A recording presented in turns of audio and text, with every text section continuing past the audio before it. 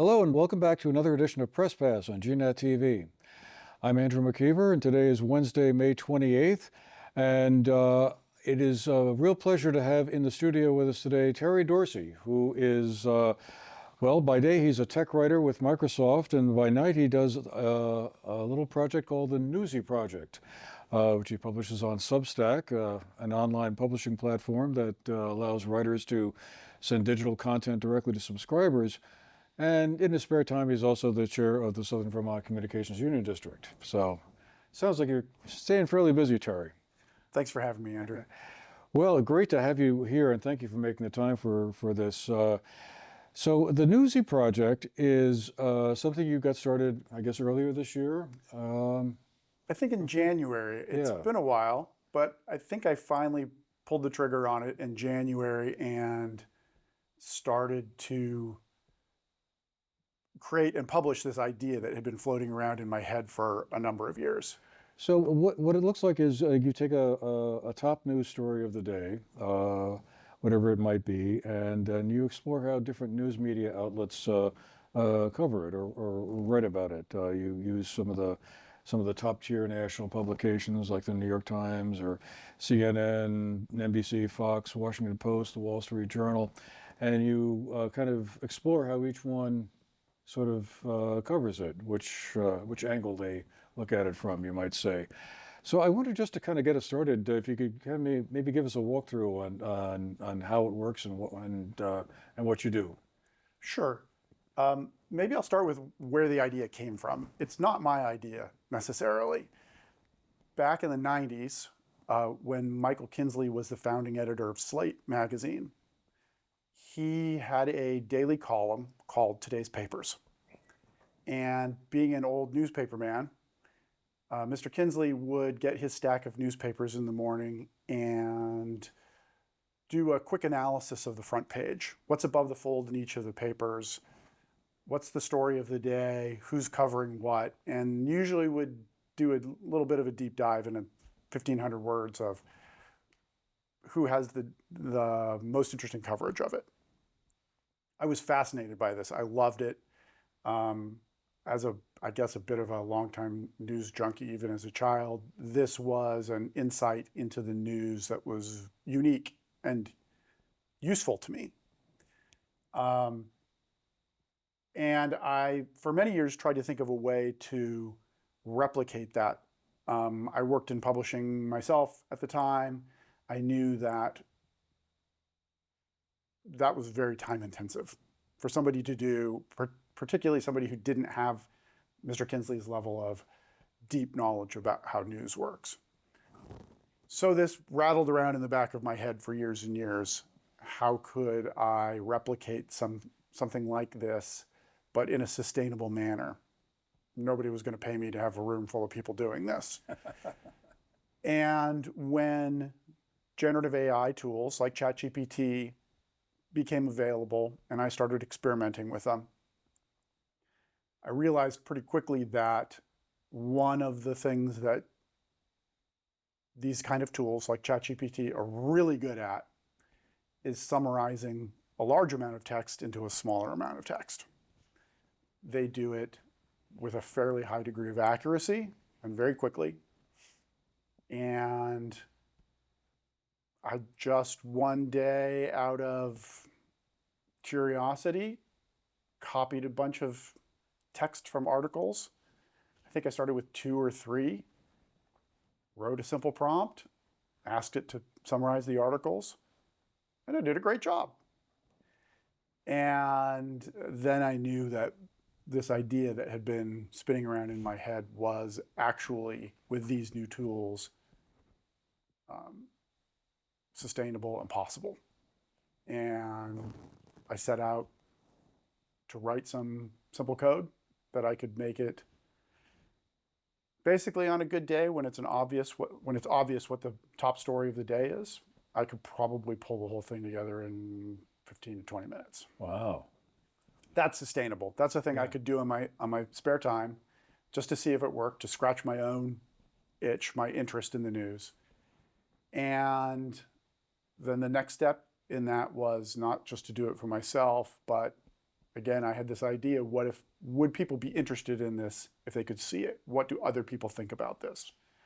I didn't know if people would have a positive or a negative reaction. Some people have both reactions to anything that has to do with AI. So the best way to do that was to put it out there. Substack is free and easy, and that's why I picked it and shared it with some friends and family, and generally later, positive here we are. reaction to it. So Yeah. I've kept working on it, chipping away at making it more interesting. So like I said, we started with 2 or maybe 3 papers, expanded to 5, and currently I follow 6 papers, 6 online news outlets, probably the more contemporary way of saying it. And then I also follow another half a dozen international news outlets. I don't usually publish them, but if there's something that requires a non-US point of view, I like to be able to pull that in as well. Well, one of the things that fascinated me about it when I first started receiving it was the fact that I kind of got into that a little bit myself during the election last year, because I became interested in how particularly smaller local papers were covering appearances by the candidates when they'd go to a town someplace. And it was really interesting to see how some of them covered it differently. You know, there's definitely some that clearly favored one candidate over the other, shall we say, and made no pretense of objectivity, and others that were trying to kind of do it the old-fashioned way, I guess you could say, where this person said this and this person said that. But the whole idea of exploring how different news media outlets, kind of report what's happening is really fascinating. And I guess I just wondered, have you, as you've gone along now for these past 4 or 5 months, and exploring how the Times or Fox or CNN or the others cover it, have you noticed any trends, or have you been able to come to a point where you see, well, the Times is going to, sort of lean into this part of it, whereas Fox is going to do something different, or is there no real pattern? There is a pattern. I don't focus on it too much. And that's because ultimately my hypothesis is it's best to be well informed, and that the reporting is actually more consistent across outlets than most people realize. Most people don't read all their articles. Most people don't read 6 full newspapers a day. They read headlines, and then they see bias or they assume bias, and that informs a lot of conversations I have with my own friends about what's going on in the news. I definitely acknowledge that there is bias. We all have bias. Sometimes unacknowledged biases. But I had a hypothesis that actually in the text of the articles, the story was more or less consistent across outlets.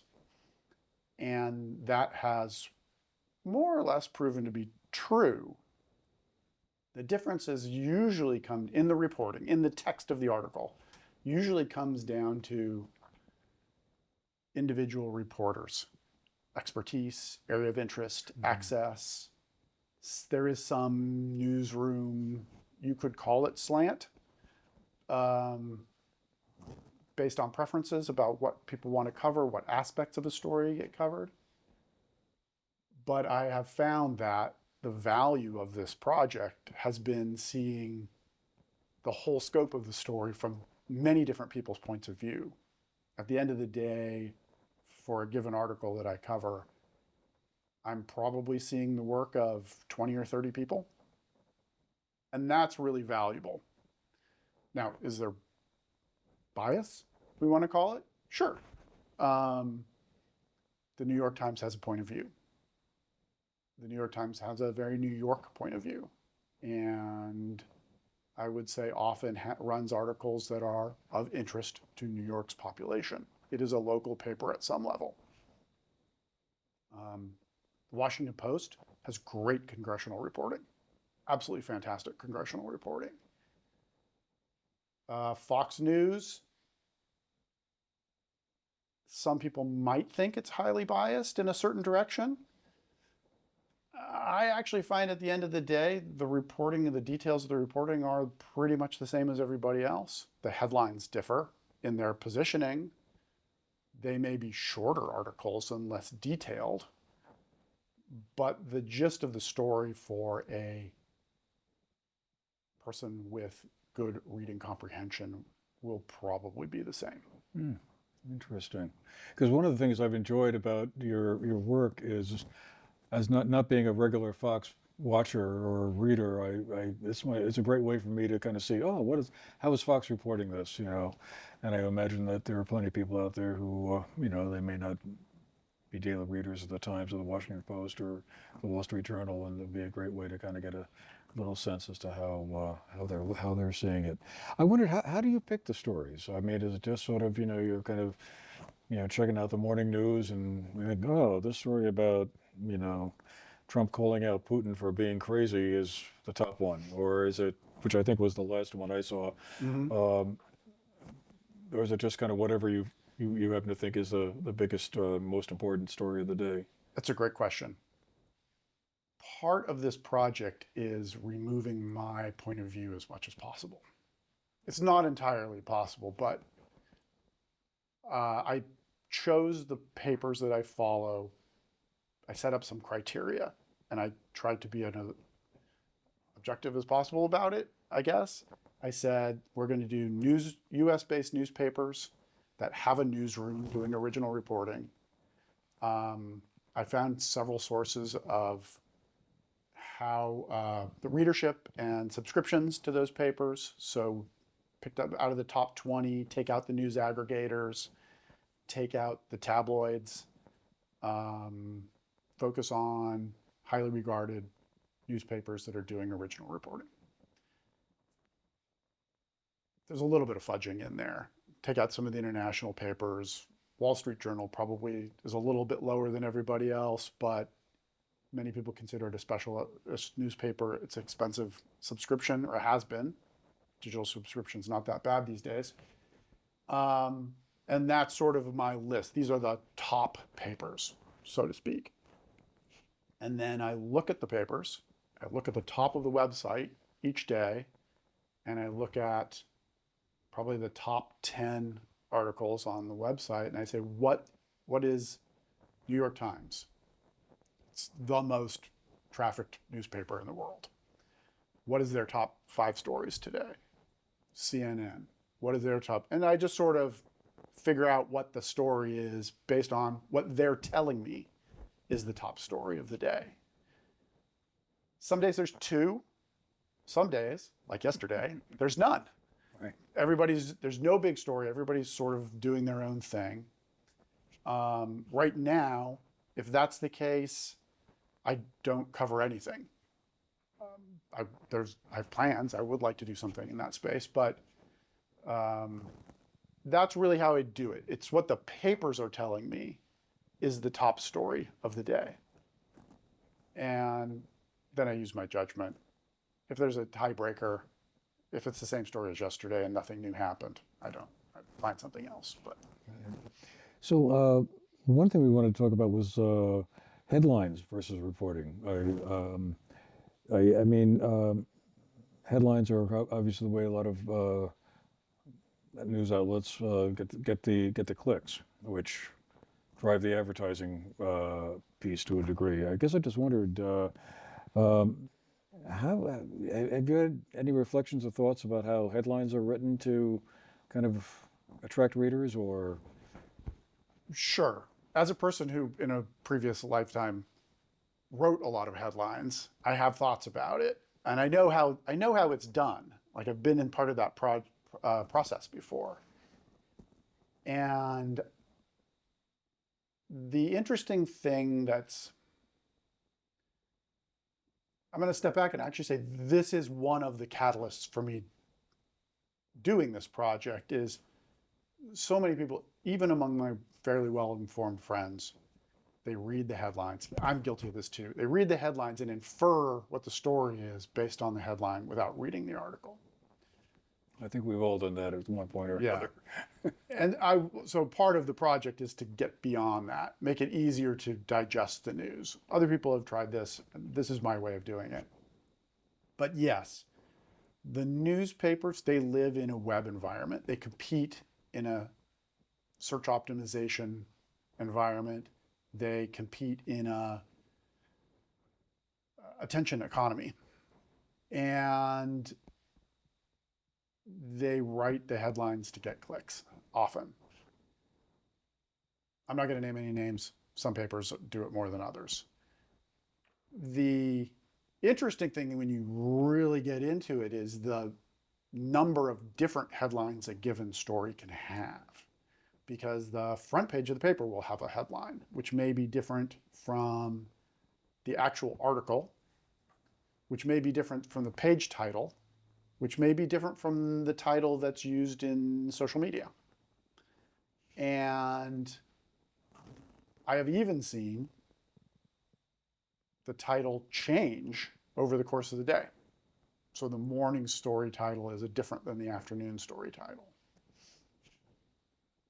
The web economy also allows the papers to do things like revise the article as the news happens during the day, or the thing that I dislike the most, these live news blogs that they start to do where they can just have almost a blog of constantly updated snippets of stories. They really mess with my workflow. And but I also find they're difficult. Well, how am I supposed to digest that as a reader of the news? I'm just supposed to recycle this blog every day. But that's what they're doing. They're trying to get another click in front of you because that's the attention economy today.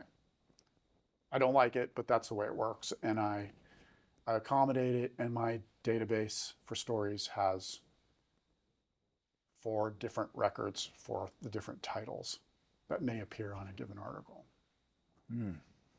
So you mentioned this near the start of our conversation, but I wanted to kind of explore it a little bit more, the whole role of AI, artificial intelligence, and how basically that it makes this feasible time-wise to compress the amount of work that you would have had to done back in the pre-Chat GPT days, but now you can. So, I mean, you just simply ask Chat GPT about it? I mean, how does that part of it work? It's actually one of the easier parts of this entire project. Is the simple answer is yes. I just asked ChatGPT, here's a bunch of stories, summarize them. The more truthful answer is I iterated on this over time to come up with, if you're familiar how the chat interface works, there's a text prompt that has the instructions for the model and the data that I want it to analyze per my instructions. And I've carefully curated that over time to get the output that I want in the format that I want in one shot most of the time. What that enables me to also do, though, is I mostly use ChatGPT. I use an older ChatGPT model. It gives me consistent results, and it's been tested to have a very low incidence of mistakes or hallucinations. So I still check the results, and I will read through the results if I see some note in the summarization that seems odd. But thus far, it's had very few errors. And then I also check out other models. So I've used Google Gemini. I've used, what else have I used? Anthropic Claude. I've used XAI Grok, which actually does a surprisingly good job. I've experimented with some of the more open models like Meta's Llama. That's an area that I'm continuing to experiment with to see. They change them frequently. I like to see if I get better results. I like to see if I get interesting results by having multiple models sort of fight it out and then summarize those summarizations. So that's an ongoing experimentation. I will say that 80% of the work is just simply writing code to extract the articles into a format that's usable to send for the summarization. That ends up being surprisingly difficult. I was also wondering, have you ever thought about kind of exploring the whole social media world? I mean, as we both know, the traditional journalism world industry has over the past 20 or so years gone through some tremendous changes since the days of copying and pasting and sending gigantic negatives off to the printing press to get printed, and you know, and social media news sources seem to have entered the picture, and increasingly in a more and more powerful way. Any thought you've ever had about trying to kind of track some of those news outlets, if that's what they're called? I don't. TikTok, for example, or something like that? No, I think there's been some research done that social media is not a great source for news. It's not a reliable source for news. And I'm not really sure how I could approach that in a valuable way. That's interesting to me. Ultimately, this project is scratching my own itch about something that's interesting to me, and there are other directions that I would rather take it. I think what's quality news that appears on social media is coming from one of these outlets anyway. So I'd rather go to the source. It's sort of the same reason why I'm not interested in pursuing this for television news. There's probably an interesting project for somebody to tackle to capture AI transcripts of news broadcasts and do some analysis of that. But it's not interesting to me to do that. I've talked it through with friends, and I just don't see it. I think there's a lot. The tools that I've already built and the workflows that I've already built have a lot more room to run, I think. And I would like to expand the ability to do more than one story a day. I'd like to give a view of what's the top of the news across all these papers, period. What are the shared stories? What are the exclusives? What are the interesting points of view? So you could look at it and go, oh, hey, I should really look at CNN today. They're doing something interesting. I think there's an opportunity to do more. Probably the next project I would like to tackle with these tools is, what do people really want to know about? And is that being reported on? And if it is, what's being reported? So for example, if you look at, and again, I'm not just picking what my favorites are, let's go to a trusted source. Pew Research reports from year to year consistently say that access to affordable health care is a top priority for voters across party preference. I would like to take these tools and say, okay, people would theoretically like to know about that. Why is there no reporting? I look at the newspaper every day. There's not much reporting on that. Where is the reporting? Why is that not happening? Why are voter preferences not reflected in the daily reporting? So that we could be well informed about what our elected representatives are doing on behalf of the things that we care about, that we theoretically elected them to take care of on our behalf. I have a gut feeling that's not happening. And I would like to turn my analytic tools, such as they are, to see if my hypothesis holds up.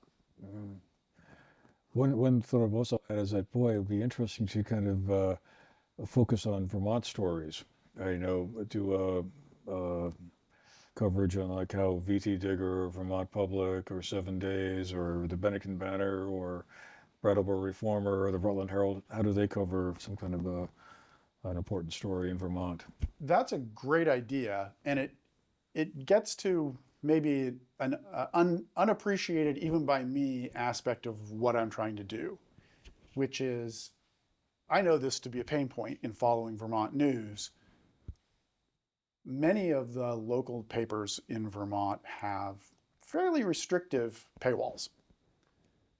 And if I don't already have access, I don't have any access frequently.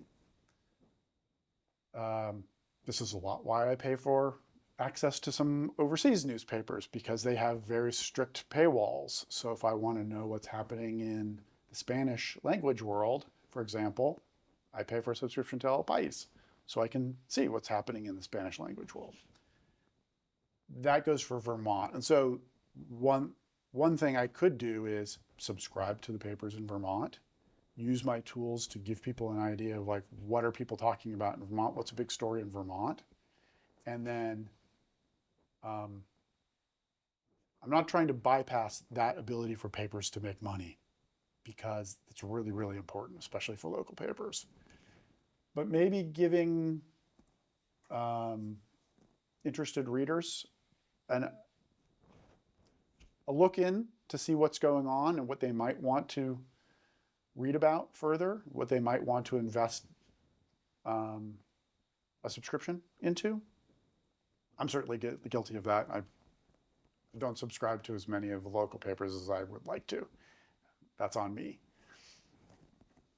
Well, in the minute or so we have left, I guess I just wondered, so after someone listens to this conversation we've had here and they go, I've got to get this, how do they go about being part of the Newsy Project? So you can go to newsyproject.com, spelled NEWSIE project.com. That'll take you to the landing page for the Substack, and you can see the articles. You could subscribe. There is currently no, it's free subscription. There's currently no, I'm not taking money from anybody. I'm just doing this. So you can subscribe.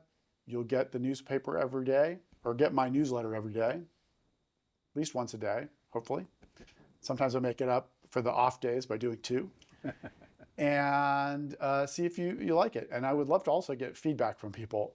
If people enjoy it and find this useful or have questions, feel free to reach out to me about this, because, like I said, this is mostly an experiment.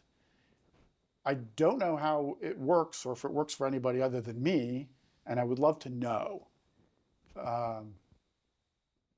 That's really what we're doing.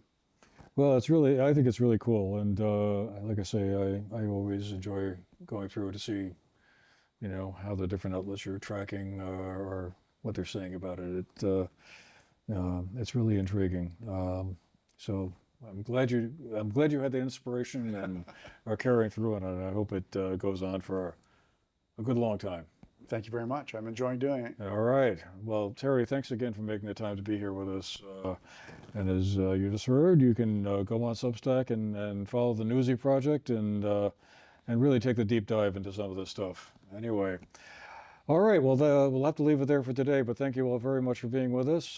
This has been the Press Pass on GNAT-TV, and we'll see you again the next time. Meanwhile, take care. Thank you.